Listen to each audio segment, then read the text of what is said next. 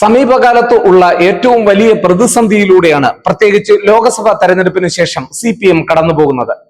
ഈ കഴിഞ്ഞ 5 ദിവസങ്ങളായി നടക്കുന്ന നേതൃയോഗത്തിലും അതുപോലെ തന്നെ കഴിഞ്ഞ 2 ദിവസങ്ങളായി നടക്കുന്ന സംസ്ഥാന സമിതിയിലും മുഖ്യമന്ത്രിക്കെതിരെയും ഭരണത്തിനെതിരെയും അതിശക്തമായ വിമർശനങ്ങളാണ് ഉയരുന്നത്.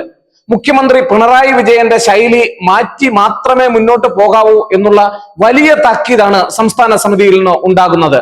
ആഭ്യന്തര വകുപ്പിനെതിരെയാണ് പ്രധാനമായും രൂക്ഷ വിമർശനങ്ങൾ ഉയർന്നിട്ടുള്ളത്. തൃശൂർ പൂരം അലങ്കോലമാക്കിയതുമായി ബന്ധപ്പെട്ട് വലിയ വിമർശനങ്ങളാണ് ഇപ്പോൾ CPM സംസ്ഥാന സമിതിയിൽ തന്നെ ഉണ്ടായിട്ടുള്ളത്.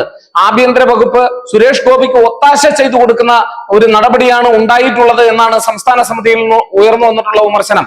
ഏതാണ്ട് ആഭ്യന്തര വകുപ്പിലെ ഉന്നത പോലീസ് ഉദ്യോഗസ്ഥന്മാരുടെ അറിവോടുകൂടി തൃശൂർ പൂരം അലങ്കോലമാക്കുകയും അത് സുരേഷ് ഗോപിക്ക് അനുകൂല സാഹചര്യമായി മാറുകയും ചെയ്തു എന്നുള്ള വലിയ വിമർശനമാണ് ഇപ്പോൾ സമിതിയിൽ ഉണ്ടായിരിക്കുന്നത്.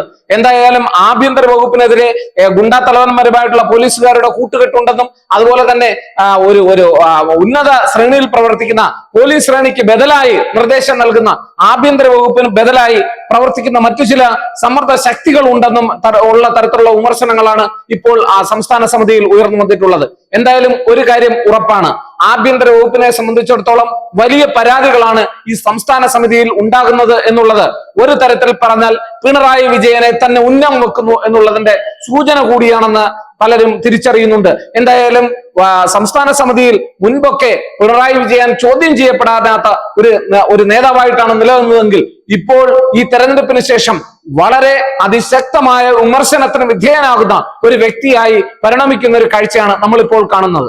മാത്രമല്ല, ഈ കഴിഞ്ഞ തെരഞ്ഞെടുപ്പിൽ നമുക്കറിയാം ഏകദേശം CPM-നുണ്ടായ തോൽവി വളരെ വലുതാണ്.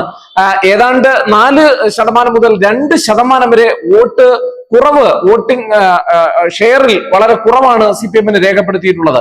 മാത്രമല്ല, കഴിഞ്ഞ തവണ വിജയിച്ചു പോയ ഏക CPM-ന്റെ പ്രതിനിധിയായ MA ആരിഫ് മത്സരിച്ച ആലപ്പുഴ തന്നെയാണ് ഇത്തവണ ഏറ്റവും വലിയ തിരിച്ചടി കിട്ടിയിട്ടുള്ളത് എന്നാണ് ഏറ്റവും രസകരമായ കാര്യം. കഴിഞ്ഞ തവണ 40% മുകളിൽ വോട്ടിംഗ് ഷെയർ ഉണ്ടായിരുന്ന ഇടതുപക്ഷ പാർട്ടിയെ സംബന്ധിച്ചിടത്തോളം ഇത്തവണ അത് കേവലം 32%-ലധികമായി ചുരുങ്ങിയിരിക്കുന്നു എന്നുള്ളതാണ്. ഏതാണ്ട് 8.7%-ലധികമായിട്ടുള്ള വോട്ടിംഗ് ഷെയറിലെ കുറവാണ് അവിടെ രേഖപ്പെടുത്തിയിരിക്കുന്നത്. ഇത് ഒരു തരത്തിലും ന്യായീകരിക്കുവാൻ കഴിയുന്നില്ല എന്നുള്ളതാണ് ഏറ്റവും വലിയ വസ്തുത. അതുകൊണ്ട് തന്നെ ഈഴവ വിഭാഗത്തിന്റെ വോട്ടുകൾ തങ്ങളുടെ പാർട്ടിയിൽ നിന്നും നഷ്ടപ്പെട്ടു തുടങ്ങിയെന്നും അതുപോലെ തന്നെ ഒരു വിഭാഗം ക്രിസ്ത്യൻ വോട്ടുകൾ BJP സ്വായത്തമാക്കി തുടങ്ങിയെന്നുമുള്ള തിരിച്ചറിവ് വിമർശനങ്ങളും ഇടതുപക്ഷ പ്രസ്ഥാനത്തിൽ പ്രത്യേകിച്ച് CPM-ന്റെ ഈ മീറ്റിംഗിൽ ഉണ്ടായി എന്നുള്ളതാണ്. മാത്രമല്ല, CPM-ന്റെ ഏറ്റവും വലിയ സഖ്യകക്ഷിയായ CPI പോലും മുന്നണി വിടണമെന്ന അഭിപ്രായം ആ പാർട്ടിക്കുള്ളിൽ നിന്ന് പ്രത്യേകിച്ച് CPI-യുടെ ഇടുക്കി ജില്ലാ കമ്മിറ്റിയിൽ നിന്നുണ്ടായി എന്നുള്ളതാണ് ഏറ്റവും വലിയ വസ്തുത. മുഖ്യമന്ത്രി ഭരിക്കുന്ന ആഭ്യന്തര വകുപ്പിൽ IG റാങ്കിന് മുകളിലുള്ളവർ ചിലർ തമ്മിലുള്ള ചേരിപ്പോരുകളിലും അതുപോലെ തന്നെ സ്വരച്ചേർച്ചയില്ലായ്മയും ഭരണത്തിൽ വലിയ പ്രശ്നങ്ങൾ ഉണ്ടാക്കുന്നതായിട്ടുള്ള വിമർശനങ്ങൾ പോലും സംസ്ഥാന സമിതിയിൽ ചർച്ച ചെയ്യപ്പെട്ടു എന്നുള്ള വാർത്തകൾ പുറത്തു വരുന്നുണ്ട്. മാത്രമല്ല, സുധാകരനും അതുപോലെ തന്നെ തോമസ് ഐസക്കും ഉൾപ്പെടെയുള്ളവർ ഈ ഭരണ വിരുദ്ധ വികാരം തന്നെയാണ് ഇത് എന്നും അതുകൊണ്ട് തന്നെ ഇത് മോദിക്കെതിരായിട്ടുള്ള ഒരു വികാരമല്ല. കാരണം കഴിഞ്ഞ 2 ദിവസങ്ങളായി മുഖ്യമന്ത്രി നടത്തുന്ന പ്രസ്താവനകളിലൊക്കെ ഈ ലോക്സഭാ തെരഞ്ഞെടുപ്പിന്റെ പരാജയം, പ്രത്യേകിച്ച് CPM-നുണ്ടായ പരാജയം, അത് ഒരു തരത്തിൽ പറഞ്ഞാൽ അത് മോദിക്കെതിരായിട്ടുള്ള വിധിയെഴുത്താണ് എന്നുള്ള തരത്തിൽ വ്യാഖ്യാനിക്കപ്പെടുന്നുണ്ടായിരുന്നു. എന്നാൽ അത് അങ്ങനെയല്ല എന്നും ഇത് ഭരണവിരുദ്ധ വികാരം തന്നെ ഉണ്ട് എന്നും പ്രത്യേകിച്ച് മുഖ്യമന്ത്രിക്കെതിരെ ഒരു വലിയ തരത്തിലുള്ള വികാരം ഉണ്ട് കേരളത്തിൽ എന്നുള്ള തരത്തിലുള്ള ചർച്ചകളും ആലോചനകളും നടന്നിട്ടുണ്ട്, അല്ലെങ്കിൽ വിമർശനങ്ങളും നടന്നിട്ടുണ്ട് എന്നുള്ളതാണ് വാസ്തവം. എന്തായാലും CPM-ൽ വളരെ വലിയ ആഭ്യന്തരമായിട്ടുള്ള അഭിപ്രായ വ്യത്യാസങ്ങളാണ് ഇപ്പോൾ ഉണ്ടായിരിക്കുന്നത്. മാത്രമല്ല, വളരെ വലിയ വിശകലനങ്ങൾ സ്വയം വിമർശനാത്മകമായി പരിശോധിക്കേണ്ടുന്ന സാഹചര്യത്തിലൂടെയാണ് CPM ഇപ്പോൾ കടന്നു പോകുന്നത് എന്നുള്ള തരത്തിലുള്ള ചർച്ചകൾ സംസ്ഥാന സമിതിയിൽ നടന്നതായ റിപ്പോർട്ടുകളാണ് പുറത്തു വരുന്നത്. നമുക്കറിയാം, ഈ കഴിഞ്ഞ തെരഞ്ഞെടുപ്പിന്റെ സമയത്ത് തന്നെ ഈ പ്രതിപക്ഷ പാർട്ടികൾ വലിയ വിമർശനങ്ങളാണ് പ്രത്യേകിച്ച് CPM-നെതിരെ ഉന്നയിച്ചിരുന്നത്. ആഭ്യന്തര വകുപ്പ് കൈകാര്യം ചെയ്യുന്നുണ്ടായിരുന്ന വീഴ്ച, അതുപോലെ തന്നെ വളരെ വർദ്ധിച്ചു വരുന്ന ഗുണ്ട കുറ്റകൃത്യങ്ങൾ, തൃശൂർ പൂരം നടത്തിപ്പിലുണ്ടായ വീഴ്ച, ഇങ്ങനെ ഒട്ടേറെ ഒരു ആഭ്യന്തര വകുപ്പിന്റെ ഒരു നീണ്ട ഒരു പോരായ്മ തന്നെ പലപ്പോഴും ചൂണ്ടിക്കാണിക്കപ്പെട്ടിട്ടുണ്ട് എന്നുള്ളതാണ് വാസ്തവം. അതുപോലെ തന്നെ സപ്ലൈകോയ്ക്കെതിരെ വളരെ വലിയ വിമർശനങ്ങൾ ഉണ്ടായി. നിത്യജീവിതത്തിൽ ആവശ്യം വേണ്ടുന്ന സാധനങ്ങൾ പലപ്പോഴും സപ്ലൈകോയ്ക്ക് നൽകാൻ കഴിയാത്തതിലും അതുപോലെ തന്നെ അവശ്യ സാധനങ്ങളുടെ വില വർധനവ് പിടിച്ചു നിർത്താൻ സർക്കാരിന് കഴിയാത്തതും ഒക്കെ വലിയ തോതിൽ വിമർശനങ്ങളായി വന്നിട്ടുണ്ട് എന്നുള്ളതാണ് വാസ്തവം. തൊഴിലില്ലായ്മ അതിരൂക്ഷമായി വർദ്ധിച്ചുകൊണ്ടിരിക്കുന്ന ഈ സാഹചര്യത്തിൽ യുവജനങ്ങളുടെ വോട്ടുകൾ ആകർഷിക്കുന്നതിനും അതുപോലെ തന്നെ സ്ത്രീകളുടെ വോട്ടുകളെ ഉറപ്പുവരുത്തുന്നതിനും CPM-ന് കഴിഞ്ഞിട്ടില്ല എന്നുള്ളത് പരിശോധിക്കേണ്ടതായിട്ടുണ്ട് എന്ന് സംസ്ഥാന സമിതിയിൽ വളരെ വലിയ വിമർശനങ്ങളാണ് ഉണ്ടായിട്ടുള്ളത്.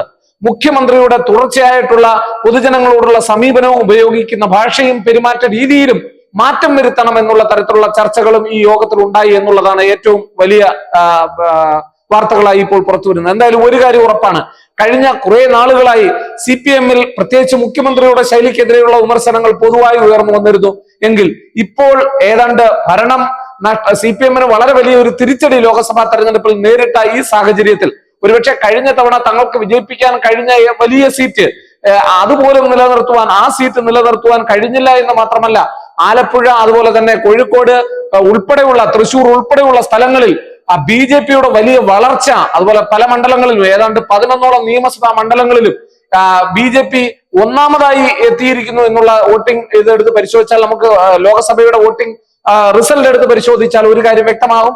ഏതാണ്ട് 11ഓളം നിയമസഭാ മണ്ഡലങ്ങളിൽ കേരളത്തിൽ ഇപ്പോൾ BJP ഒന്നാമതെത്തിയിരിക്കുന്നു എന്നുള്ള സൂചനകളാണ് കഴിഞ്ഞ തെരഞ്ഞെടുപ്പ് നൽകിയിട്ടുള്ളത്. അതുകൊണ്ട് തന്നെ മുഖ്യമന്ത്രിയുടെ ഈ ശൈലി തിരുത്തപ്പെടുകയും അതുപോലെ തന്നെ സർക്കാരുകൾ കൂടുതൽ ജനകീയമാക്കേണ്ടുന്നതിന്റെ ആവശ്യകതയും സംസ്ഥാന സമിതി യോഗത്തിൽ ഉയർന്നു വന്നു എന്നുള്ളതാണ്. ജനങ്ങൾക്ക് ഏറെ ജനോപകാരപ്രദമായി മാറേണ്ടുന്ന നവകേരള യാത്ര കൊണ്ട് വലിയ പ്രയോജനം ഉണ്ടായില്ല എന്ന് മാത്രമല്ല, പണം ദൂർത്തടിക്കുന്നു എന്നുള്ള വിമർശനങ്ങളും ഉയർന്നു വന്നിട്ടുണ്ട് എന്നുള്ളതാണ് ഏറ്റവും രസകരമായ കാര്യം. അത് നവകേരള യാത്രയാകട്ടെ അതുപോലെ തന്നെ കേരള ജനസഭയാകട്ടെ, ഇത്തരത്തിലുള്ള പരിപാടികൾക്കെതിരെയൊക്കെ സാധാരണക്കാരന്റെ പണം ദൂർത്തടിക്കുന്ന പദ്ധതികളുമായിട്ടാണ് ഇടതുപക്ഷം മുന്നോട്ട് പോകുന്നതെന്നും വേണ്ടത്ര കാര്യമാത്ര പ്രസക്തമായി സാധാരണ ജനങ്ങൾക്ക് ഗുണം ചെയ്യുന്ന കാര്യങ്ങളൊന്നും തന്നെ ചെയ്യുന്നില്ല എന്നുള്ള ഒരു വിമർശനവും സംസ്ഥാന സമിതിയിൽ ഉണ്ടാകുന്നു. കഴിഞ്ഞ തവണ നമുക്കറിയാം, ഒന്നാമത്തെ സർക്കാരിൽ വിഭിന്നമായി പിണറായിയുടെ രണ്ടാം സർക്കാർ അധികാരം ഏറ്റെടുത്തപ്പോൾ നൽകിയിട്ടുള്ള വാഗ്ദാനങ്ങൾ, പ്രത്യേകിച്ച് ക്ഷേമ പെൻഷൻ ഒരു കാരണവശാലും മുടക്കില്ല എന്നുള്ള വാഗ്ദാനവും, അവസാനം ഫ്രീ ബീസ് നൽകിയാണ് ഈ സർക്കാർ അധികാരത്തിൽ വന്നത് എന്നുള്ള പ്രതിപക്ഷ കക്ഷികൾ വിമർശിക്കുക പോലും ചെയ്തു. കാരണം ധാരാളം വലിയ ഓഫറുകൾ വെച്ചുകൊണ്ട്, പ്രത്യേകിച്ച് ദുരന്തങ്ങളുടെയൊക്കെ പശ്ചാത്തലത്തിൽ അത് മാനേജ് ചെയ്ത ഒരു സർക്കാർ, അതിനപ്പുറം കേരളത്തിലെ സാധാരണ ജനങ്ങൾക്ക് അവർക്ക് ജീവിച്ചു പോകുന്നതിനുള്ള ക്ഷേമ പെൻഷൻ നൽകുകയും അത്തരത്തിലുള്ള സഹായങ്ങൾ ലഭ്യമാക്കുകയും ചെയ്ത സർക്കാർ എന്നുള്ള ഒരു പരിഗണനയുടെ അടിസ്ഥാനത്തിൽ തന്നെയാണ് പിണറായി വിജയന്റെ നേതൃത്വത്തിലുള്ള സർക്കാർ വീണ്ടും തിരഞ്ഞെടുക്കപ്പെട്ടിട്ടുള്ളത് എന്നുള്ളത് നമുക്കേവർക്കും അറിയാവുന്ന ഒരു കാര്യമാണ്. അതുകൊണ്ട് തന്നെ ആ കാര്യങ്ങളിൽ, ആ പദ്ധതികളിൽ ഉണ്ടാകുന്ന വീഴ്ചകൾ CPM-നെ സംബന്ധിച്ചിടത്തോളം തിരിച്ചടിയായി മാറുമെന്ന് മനസ്സിലാക്കിയില്ല എങ്കിൽ അത് വലിയ ഗുരുതരമായ വീഴ്ചയിലേക്ക് CPM എന്ന പാർട്ടിയെ കൊണ്ടുചെന്നെത്തിക്കും എന്നുള്ള കാര്യത്തിൽ സംശയമൊന്നും വേണ്ട. ഇപ്പോൾ തന്നെ നമുക്കറിയാം, CPM-ന് വളരെ വലിയ ക്ഷീണങ്ങളാണ് സംഭവിച്ചുകൊണ്ടിരിക്കുന്നത്. രാജ്യസഭാ സീറ്റ് പോലും, പണ്ടൊക്കെ രാജ്യസഭാ സീറ്റ് ഉണ്ടായിരുന്നപ്പോൾ രണ്ടിൽ ഒന്നെങ്കിലും നിലനിർത്തിയിരുന്ന CPM, ഘടകകക്ഷികൾക്ക് പോലും കൊടുക്കാതെ പിടിച്ചു വെച്ചിരുന്ന ആ സീറ്റുകൾ ഇപ്പോൾ ഒരു സീറ്റ് പോലും എടുക്കാൻ കഴിയാത്തത്ര തരത്തിൽ CPM-നെ കൊണ്ടുചെന്ന് എത്തിച്ചിരിക്കുന്ന ഒരു രാഷ്ട്രീയ സാഹചര്യം നിലനിൽക്കുന്നു എന്നുള്ളതാണ്.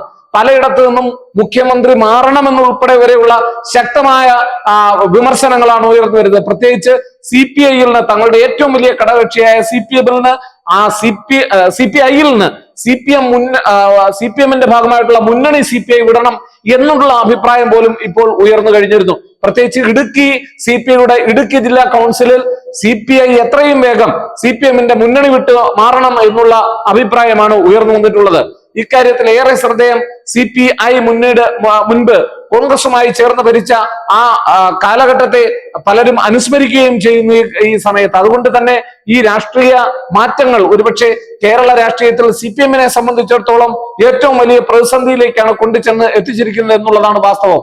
പലപ്പോഴും മുഖ്യമന്ത്രി പിണറായി വിജയനെതിരെയുള്ള വിമർശനങ്ങൾ ഉണ്ടാകുക അത്ര എളുപ്പമായിരുന്നില്ല പല സമിതികളിലും.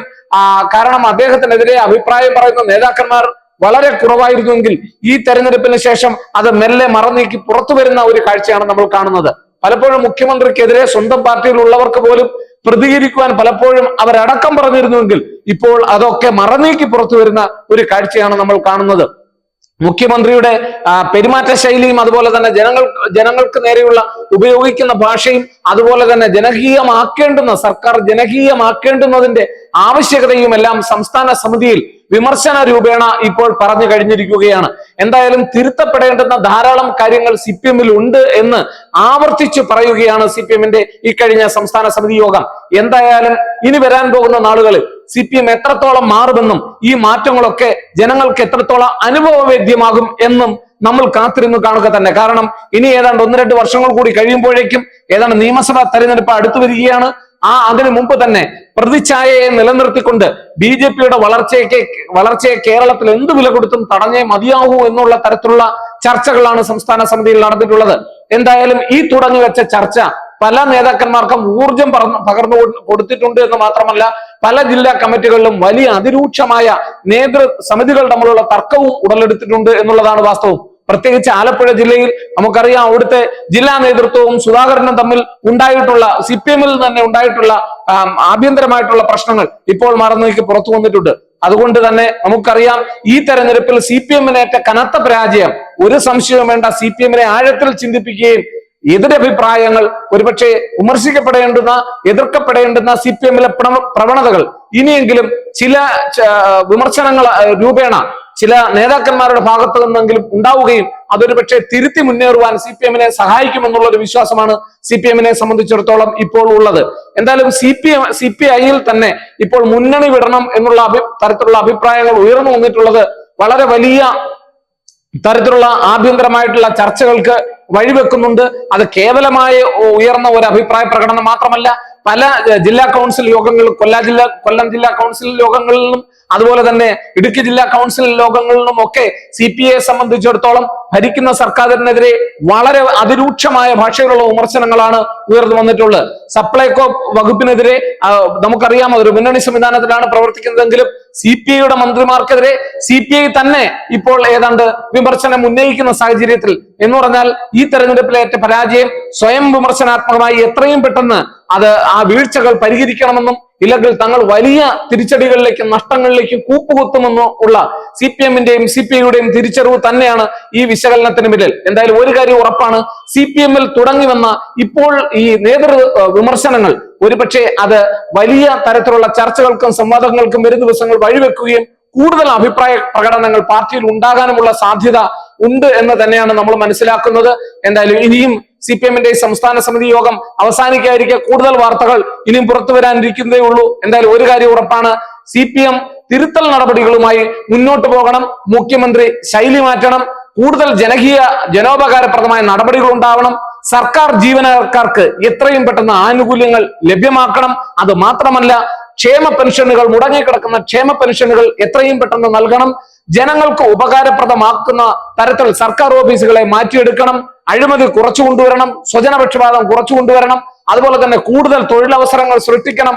കൂടുതൽ ലളിതമായ ജീവിതവും ജീവിതശൈലികളും പിന്തുടരണം. കൂടുതൽ സത്യസന്ധമായി ജനങ്ങളിലേക്ക് എത്തിച്ചേരുവാൻ ഈ പാർട്ടിയിലെ നേതാക്കന്മാർക്ക് കഴിയണം. തുടങ്ങി ഒട്ടേറെ വിമർശനങ്ങളും പദ്ധതികളുമായിട്ടാണ് CPM മുന്നോട്ട് പോകണമെന്ന് സംസ്ഥാന സമിതി ആവശ്യപ്പെട്ടിട്ടുള്ളത്. എന്തായാലും വരും ദിവസങ്ങളിൽ നമുക്ക് എല്ലാവർക്കും കാത്തിരുന്നത് കാണുക തന്നെ.